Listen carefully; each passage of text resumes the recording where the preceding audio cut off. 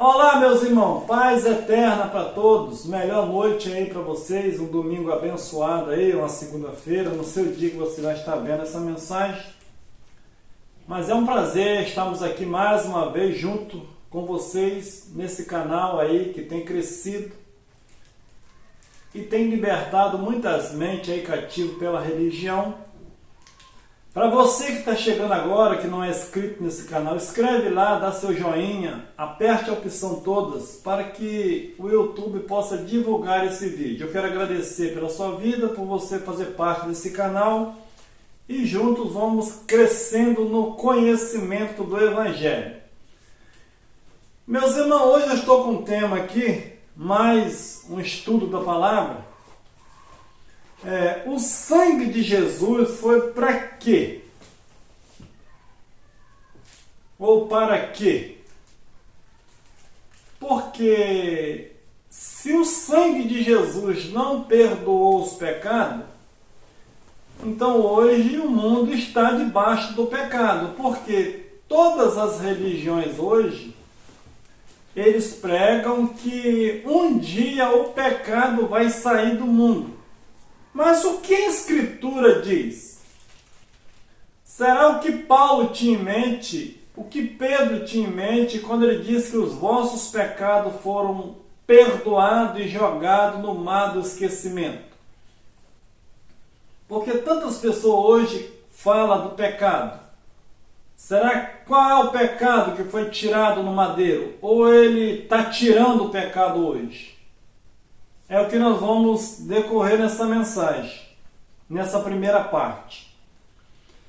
1 Pedro capítulo 2, versículo 23, que nos diz assim: sendo injuriado, não injuriava, e quando padecia, não ameaçava, mas entregava-se àquele que julga justamente, levando ele mesmo os nossos pecados em seu corpo sobre o madeiro, para que, morto para os pecados, pudéssemos viver para a justiça, e pelas suas feridas fostem sarados. Então, para quem ele estava escrevendo? Para nós hoje, no século 21? Se os pecados foi levado no madeiro, ou ele está sendo levado hoje no madeiro? É o que nós vamos analisar nesse texto. A Bíblia, ela se interpreta por si mesma. Então precisa, quando você e eu vamos ler um texto, uma carta, ou um jornal, nós precisamos inteirar daquela mensagem e ver para quem aquela mensagem foi escrita. Existem regras para você ler uma carta, um escrito, seja lá o que for. Então a regra dos 3 Q. Quem escreveu? Quando escreveu? E para quem ele escreveu? 2 regras próprias da Escritura. Existem 2 regras próprias da Bíblia, que você não pode fugir disso. Vamos ver o que é. Que nenhuma profecia da Escritura é de particular interpretação. 2 Pedro capítulo 1, versículo 20. Não adianta eu ler um texto e querer assim, eu acho que está falando disso. Na Bíblia não tem achismo. A Bíblia, ela interpreta ela mesma. Então, nenhuma profecia eu posso ler e colocar minha interpretação. Tem que ser dela. Segunda regra, aprenda a não ir além do que está escrito. Primeira carta aos Coríntios, capítulo 4, versículo 6, parte A. O que seria não ir além daquilo que está escrito? Um exemplo. Não passará esta geração. Jesus estava ali falando para aquela geração. Se eu hoje leio esse texto de Mateus 24, 34, diz: não passará esta geração. Quando eu trago para uma geração do século 21, eu estou passando daquilo que foi escrito, porque Jesus disse: não passará esta geração. Se eu pego esse texto e aplico ele hoje, eu estou passando daquilo que está escrito. E aí vira achismo. Nós vamos ver os quatro Qs agora, né? Primeiro, quem narrou? Então, quem narrou a história? Quando foi narrado? Para quem foi narrado? Então, quando você lê um texto, você precisa colocar sua mente para funcionar. Para quem foi? Quem narrou esse texto? Para quando foi narrado? Quando se faz análise textual de um texto, se aplica exegese. E o que tira a prova da exegese são os 4 Qs. Então, para quem escreveu, quem é o autor, quem era o público presente, eu preciso respeitar esse público que estava ouvindo ali, senão eu vou repetir a história, vou fazer um anacronismo e vou colocar todas as gerações dentro de uma geração que era presente daquele século. Um exemplo, então. Lhe darei um exemplo. Mateus 24, 34. Em verdade vos digo que não passará esta geração sem que todas essas coisas se cumpram. Mateus 24, do 1 até o 34, Jesus vai dizer o Sermão do Monte. Chega no verso 34, o público estava ouvindo ele, o que perguntava a ele, diz: em verdade eu vos digo que não passará esta geração. Simar, quantos anos tinha uma geração? Uma geração era de 40 a 70 anos. Então, dentro daquele período, não ia passar aquela geração sem que o fim viesse. A destruição de Jerusalém, que era o fim do mundo. Não é o fim do planeta Terra. Quem narrou o texto? Nós vamos ver quem narrou esse texto. Jesus. Quando foi narrado? Nos dias do ministério de Jesus de Nazaré. Então, quem narrou esse texto? Foi Jesus de Nazaré. Para quem foi narrado? Jesus disse: eu só vim somente para as ovelhas perdidas da casa de Israel, para os judeus. Então, aquele texto foi narrado para os judeus, não passará esta geração. Para quando foi narrado? Para o final daquela geração. Que geração? A geração dos apóstolos. Então, se eu pego esse texto de Mateus 24, 34 e trago para a geração do século 21, eu não estou respeitando o público presente, estou fazendo um anacronismo no texto, estou enganando meus ouvintes que estão ouvindo hoje. Então, eu preciso voltar para o texto, analisar o contexto, o público que estava ali, para me aplicar uma exegese segundo a verdade do texto. Texto sem contexto é pretexto para heresia. Então, voltando ao texto agora, de 1 Pedro capítulo 2, versículo 24, diz assim: levando ele mesmo os nossos pecados em seu corpo, sobre o madeiro, para que, morto para os pecados, pudéssemos viver para a justiça, e pelas suas feridas foste sarado. Quem foi sarado? Isaías diz que de longe ele viu uma luz. E ele levou sobre si os nossos pecados. Nossos pecados? O seu pecado? Você tem certeza que Jesus levou os seus pecados? Os meus pecados? Ou foram os pecados deles que ele levou no madeiro? Ele levou ou está levando todo dia? É essa pergunta que o texto nos responde. Para quem Pedro estava escrevendo? Será que era para o Brasil? para a Alemanha, Estados Unidos, lá para o Iraque, ou tinha um público que precisava ouvir essa mensagem e ele estava em pecado?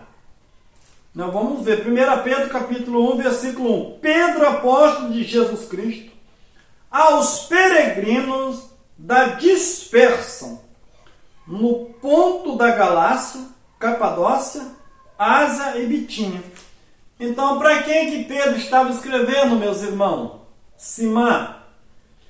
Para aqueles que foram dispersos, porque Israel foi dividido em 12 tribos. 2 estavam dentro de Jerusalém na época de Jesus, e 10 tribos estavam espalhadas, dispersos nas outras nações. Então, essa carta que Pedro escreveu foi para quem? Está escrito aqui. Foi para aqueles que estavam em outras nações, que eram judeus, que guardavam a lei de Moisés, e quando Cristo vai para a cruz e leva sobre ele os pecados deles, Pedro escreve essa carta para aqueles que estavam espalhados na dispersa. Então, dizendo, meus irmãos, os vossos pecados foram perdoados. Você já não deve mais nada a Deus, porque Cristo resgatou nós da maldição. Resgatou eles, a nação de Israel. Os gentios não foram resgatados pelo sangue. Eles foram incluídos pela fé.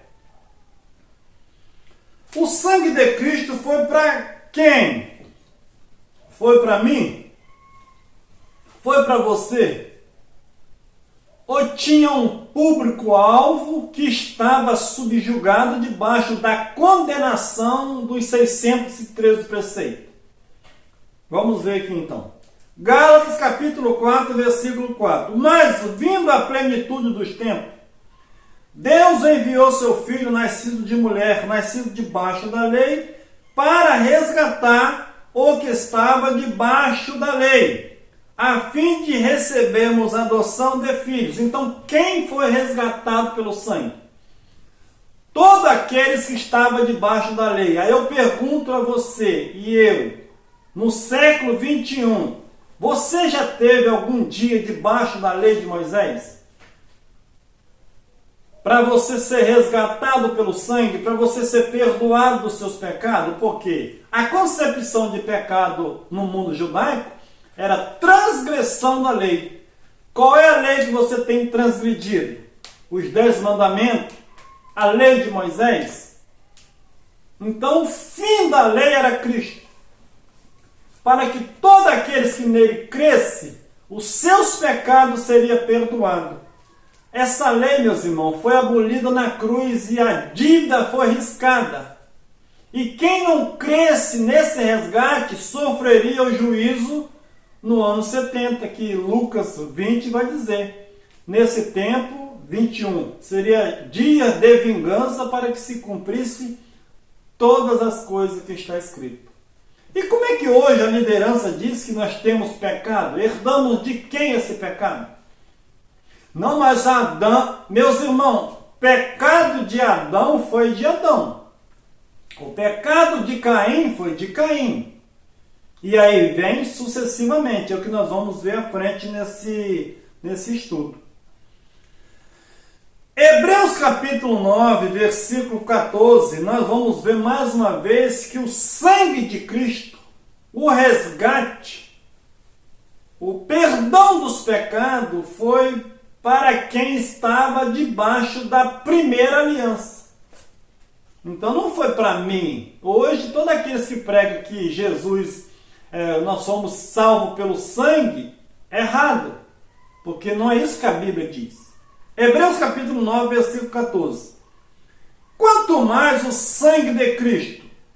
Se você voltar ao texto, ele está dizendo que o sangue de animais, de bode, perdoava os pecados, purificava a carne, mas a consciência continuava sendo pecadora.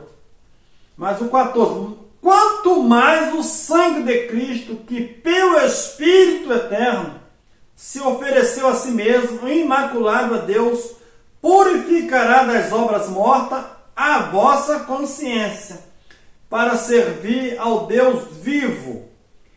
e por isso é mediador de um novo pacto. Agora, Paulo está informando aos judeus que o sangue de bode, de novilha, não perdoava pecado, purificava a carne, mas a mente sempre era pecadora. Mas agora, por isso é mediador de um novo pacto, para que, intervendo a morte, para a remissão das transgressões cometidas debaixo do primeiro pacto. Então, para você e eu ser pecador hoje, nós precisamos um dia tivéssemos debaixo do primeiro pacto, porque o sangue aqui está dizendo nesse versículo que era para a remissão das transgressões cometida debaixo do primeiro pacto. Onde foi feito o primeiro pacto? No Monte Sinai, com sangue de animais. Então, quando Cristo derrama o sangue, foi para perdoar quem? Das transgressões cometidas debaixo do primeiro pacto. Quando eu e você tivemos debaixo do primeiro pacto? Nunca. Então, quando nós nascemos, já nascemos em um novo mundo, em um pacto novo, onde o pecado já tinha sido perdoado, tirado, aniquilado, e não se fala mais nisso. Mas não, todo mundo é pecador. Até quando esse pecado vai ficar no mundo? Se a Bíblia diz que ele anulou com apenas um sacrifício, o pecado foi tirado. Que morte ele venceu na cruz, que todos dizem que Jesus venceu a morte. Venceu qual é a morte então? Se a morte continua aí. Debaixo do primeiro pacto, os chamados recebam a promessa da herança eterna. Eles foram tirados do primeiro pacto, que é transgredido, Deus fez um novo pacto. Depois que o sangue de Cristo foi derramado, nasceu uma nova aliança no sangue de Cristo, já não era sangue de bode. Aí eles recebem a promessa da herança eterna. Você sabe o que é uma herança eterna? Herança eterna é que não tem fim. Então, quando nós nascemos debaixo do primeiro pacto com o pecado, ou já nascemos com a herança eterna prometida a eles no segundo pacto, no sangue de Cristo? Já nascemos na segunda era, no tempo vindouro, no reino dos céus, herança eterna. Nós não temos pecado segundo a lei de Moisés. O que nós temos é a obra da carne, que é uma diferença grande que nós vamos ver depois aí na frente. Os pecados foram perdoados para sempre. Meus irmãos, o pecado foi perdoado para sempre. Nós vamos dar uma parada aqui nessa primeira parte. E na quarta-feira nós vamos dar continuidade dessa mensagem, porque ela vai ficar muito grande. E eu quero que você preste bem atenção. Chame um vizinho seu. Passe esse vídeo para alguém, aqueles que não vivem porque a consciência deles é de pecador. Porque a liderança diz que Adão pecou, meu pai pecou, eu também sou pecador, e nasce uma criancinha, é pecadora também. E essa consciência de pecado sempre vai perdurar nas famílias. E aí as famílias saem destruturadas, dizendo que é pecadora, e aí vai para a igreja, e lá toma um banho no sangue, volta de novo, aí fica com essa lavagem, lava hoje, fica suja amanhã. E aí você vai mostrar para ele que o pecado foi aniquilado para sempre. Então você que está chegando novo aí, inscreve aí no canal, divulga essa mensagem.